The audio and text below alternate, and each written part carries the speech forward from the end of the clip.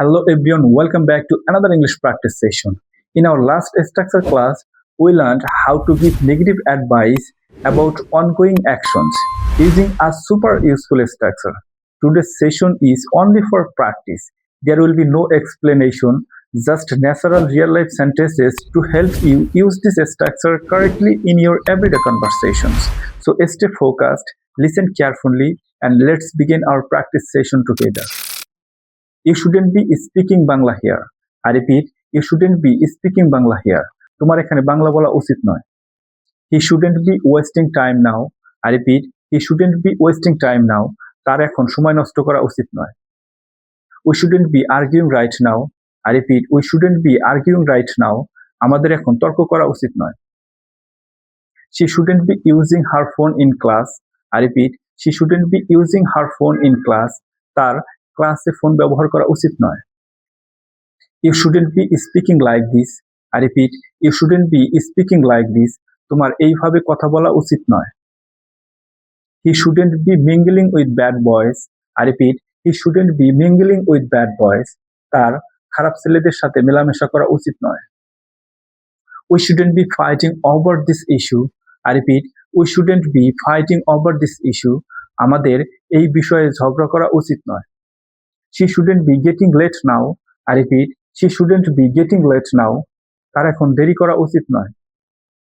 You shouldn't be wasting this opportunity. I repeat, you shouldn't be wasting this opportunity. তোমার এই সুযোগটা নষ্ট করা উচিত নয়। He shouldn't be neglecting this work. I repeat, he shouldn't be neglecting this work.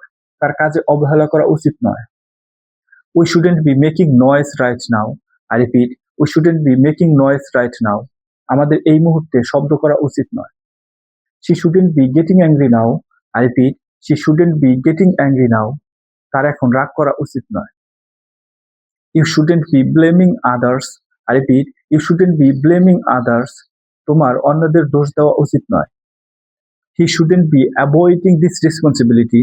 I repeat, he shouldn't be avoiding this responsibility. তার দায়িত্ব এড়িয়ে যাওয়া উচিত নয়। We shouldn't be getting disappointed now. I repeat, we shouldn't be getting disappointed now. আমাদের এখন হতাশ হওয়া উচিত নয়। He shouldn't be neglecting her health.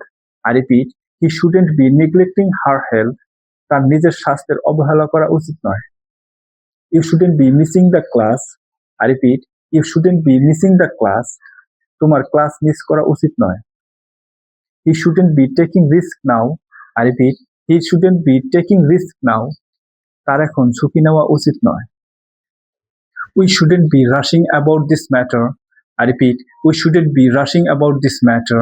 আমাদের এই বিষয়ে তাড়াহুড়া করা উচিত নয়। You shouldn't be stopping practice today. I repeat, you shouldn't be stopping practice today. তোমার আজ প্র্যাকটিস বন্ধ করা উচিত নয়। খেয়াল করে দেখেন, প্রত্যেকটা বাক্য কিন্তু আমাদের প্রিভিয়াস স্ট্রাকচার ক্লাসের স্ট্রাকচার অনুযায়ী গঠন হয়েছে।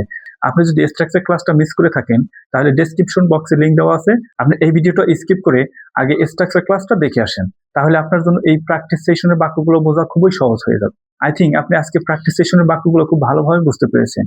সো আজকে ভিডিও তাহলে এ পর্যন্তই, দেখা হবে নেক্সট কোনো প্র্যাকটিস সেশনে। Till then keep practising and keep speaking.